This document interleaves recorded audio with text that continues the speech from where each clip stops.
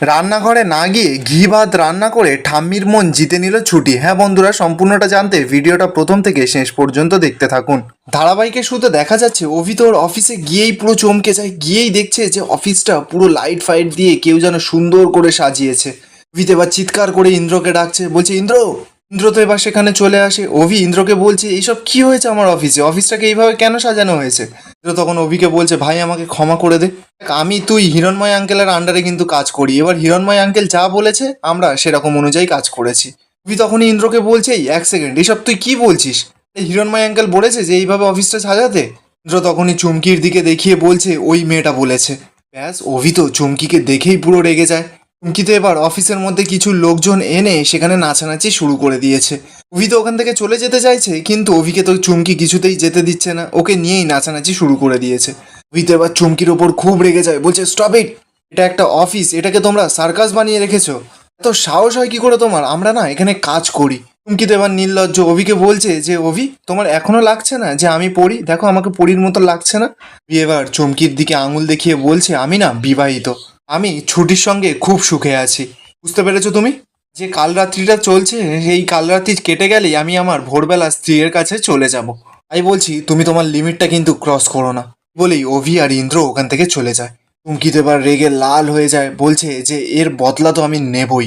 এরপর দেখা যাচ্ছে পরের দিন সকালবেলা অভি তো সকাল সকাল ছুটির ঘরে চলে গেছে। ঘরের সামনে গিয়েই দেখছে যে দরজাটা খোলা। অভি তো এবার ঘরের ভেতরে ঢুকে যায়, গিয়েই ছুটিকে কোথাও দেখতে পাচ্ছে না। অভি তো পুরো চমকে যায় যে এত সকাল সকাল ছুটি কোথায় গেল আবার। ঠিক তখনই দেখা যাচ্ছে ছুটি তো নিজের চুল মুছতে মুছতে আসছে, মানে ছুটি সকাল সকাল স্নান করে নিয়েছে। ছুটি তো এবার আয়নার সামনে গিয়ে ভালো করে চুল টুল মুছছে। অভি তো ছুটির দিকে এক দৃষ্টিতে তাকিয়ে আছে। ছুটি তো এবার পেছন ঘুরতেই অভিকে দেখেই পুরো চমকে যায়, বলছে আপনি আপনি এইভাবে আমার ঘরে ঢুকে এসেছেন কেন।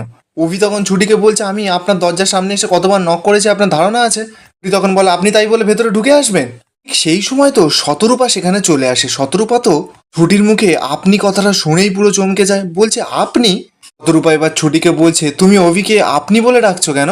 ব্যাস, ছুটি আর অভিত এবার পুরো ধরা পড়ে গেছে। অভি এবার ও মার সামনে নাটক করতে করতে বলছে যে আপনি কই, কে আপনি, কোথায়, তো আমরা আপনি বলিনি তো।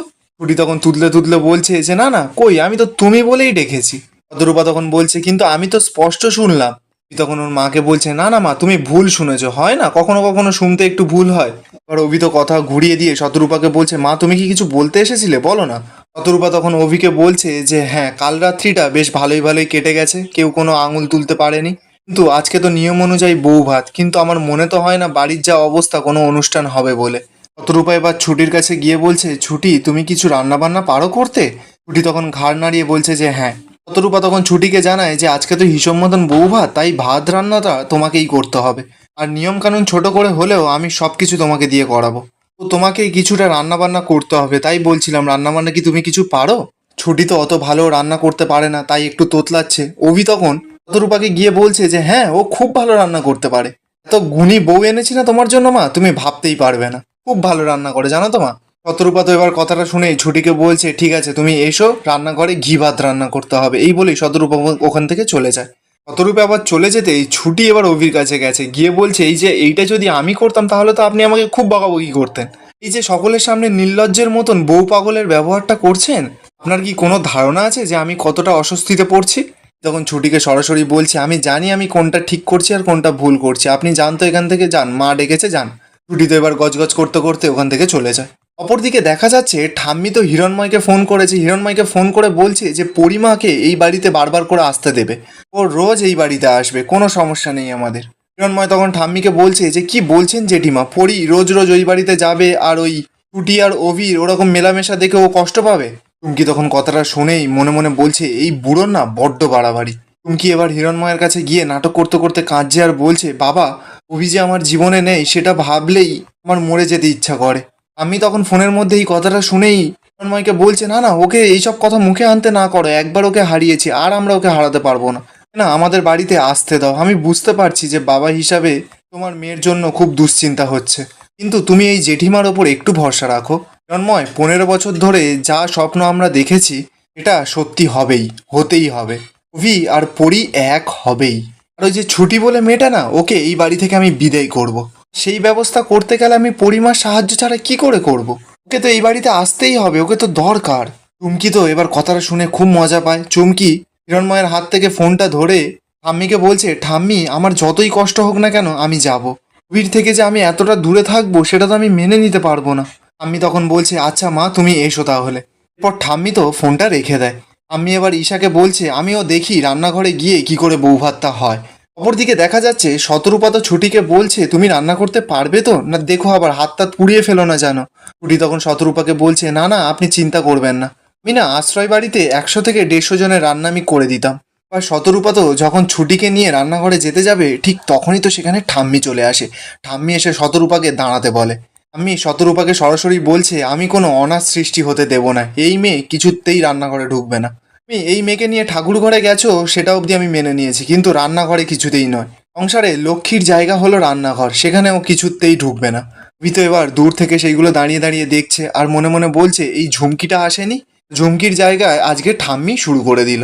এদিকে শতরূপা তো ঠাম্মিকে বলছে যে, মা ও যদি না রান্নাঘরে না ঢোকে তাহলে ও ঘি ভাতটা রান্না করবে কি করে। আমি তখন সরাসরি বলছে, ও করবে না, ওর কোনো দরকার নেই রান্না করার।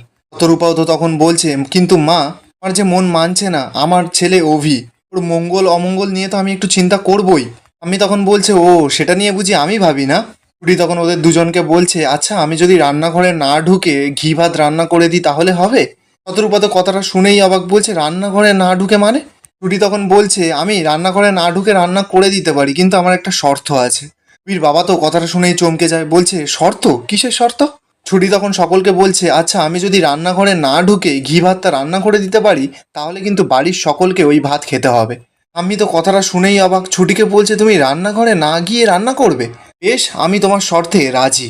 অভি তো দূর থেকে সমস্ত কিছু দেখে মনে মনে বলছে, আরে বাবা অদ্ভুত মেয়ে, তো এরকম একটা চ্যালেঞ্জ কেউ নেয়। এরপর কিছুক্ষণ সময় কেটে যায়, ছুটি চলে গেছে বাগানে। গিয়ে তো ছুটির পেছন পেছন চলে এসেছে। অভি ছুটিকে গিয়ে বলছে, আরে তুমি কি পাগল নাকি, ওখানে তো যা তা বলে চলে এলে, এবার রান্নাটা কি করে হবে ভেবে দেখেছো। ছুটি তখন অভিকে সরাসরি বলছে, আপনি না উঁচু তালার মানুষ, তাই আপনি বুঝতে পারছেন না আমি কি করে রান্নাটা করব। আমি এই বাগান বাড়িতেই রান্না করব, আমি এই বাগানে বসে রান্না করে সকলকে খাওয়াবো, বুঝতে পেরেছেন। অভি তো এবার কথাটা শুনেই অবাক, ছুটিকে বলছে, কি তুমি এখানে বসে রান্না করবে কি করে। ছুটি তখন অভিকে বলছে, কেন কাঠের জালে কি মানুষ রান্না করে খায় না। অভি তো এবার ছুটির কথা শুনেই অবাক, বলছে, তো আপনি এখানে এখন বসে বসে কাঠ কুড়াবেন, তারপর আপনি রান্না করবেন, আপনার মাথার বুদ্ধিটা কি বাইরে খুলে রেখে এসেছেন নাকি। তখনই সেখানে দেখা যাচ্ছে চুমকি চলে এসেছে। চুমকি এসেই অভি আর ছুটিকে বাগান বাড়িতে দেখেই পুরো চমকে যায়। চুমকি বলছে যে, এই ছুটি আর অভি বাগানে দাঁড়িয়ে দাঁড়িয়ে কি করছে এই রোদের মধ্যে, না এই খবর আমাকে একজনই দিতে পারে। চুমকি এবার সঙ্গে সঙ্গে ঈশাকে ফোন করে বাগানে ডাকে।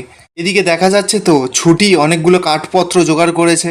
অভি ছুটিকে বলছে, আরে বাবা আপনি এই আইডিয়াটা বন্ধ করুন, আমি অন্য আইডিয়া ভাবছি, সেটাই আপনি করুন। ছুটিতে এবার রেগে যায় অভির ওপর, অভিকে বলছে, আপনার না আমার কোনো সাহায্য লাগবে না, আপনি আমাকে একটু দয়া করুন তো। অন্যদিকে দেখা যাচ্ছে চুমকি তো ঈশাকে ডেকে নিয়ে এসেছে। ছুটি আর অভিকে দেখিয়ে বলছে, ঈশা দিদি ওখানে কি হচ্ছে গো। ছুটিও তো এবার চুমকিকে দেখতে পেয়েছে। অভিকে চুমকির দিকে দেখিয়ে ছুটি বলছে, দেখুন আপনার জম চলে এসেছে চুমকি। অভি তো চুমকিকে দেখেই চমকে যায়, বলছে, হয়ে গেল আমার দিনটা খারাপ হওয়া শুরু, একটা দিন যদি আমি শান্তি পেয়েছি তাহলে তো হয়েছে। এদিকে দেখা যাচ্ছে ঈশা তো চুমকিকে নিয়ে অভির কাছে আসছে। যা চুমকিকে সমস্ত কিছু বলছে যে ছুটি বলেছে যে রান্নাঘরে নাকি না ঢুকে ও ঘি ভাত রান্না করে দেখাবে, তাও আবার একা। চুমকি তখন শুনেই বলছে, ও যখন একাই রান্না করবে তাহলে অভি তুমি এখানে কি করছো। অভি তখন সরাসরি বলছে, আমি বলবো না। ঈশা তখন বলছে, আমি তো তোর দিদি, তুই আমাকে বল। অভি তো তখন দেখতে পায় যে শিখা সেখানে ছাতা নিয়ে আসছে। অভি তো সঙ্গে সঙ্গে শিখার কাছ থেকে ছাতাটা নিয়েই বলছে, আমি এই ছাতা ধরতে এসেছিলাম, আসলে আমার বউ রৌদ্রের মধ্যে পুড়ে বাগানে রান্না করবে তো তাই জন্য আমি একটু ছাতা ধরে সাহায্য করছিলাম। তোরা কি রৌদ্রে দাঁড়িয়ে থাকবি, তোরাও ছাতা নিয়ে আয়, তারপর এখানে যা হচ্ছে সব দেখ। চুমকি তো অভির কথাগুলো শুনে রেগে লাল হয়ে যাচ্ছে। আর এখানেই আজকের এপিসোডটা শেষ হয়ে যায়। আপনাদের কি মনে হচ্ছে ছুটি কি পারবে রান্নাঘরে না গিয়ে ঘি ভাত রান্না করে দেখাতে, কমেন্টে অবশ্যই জানাবেন।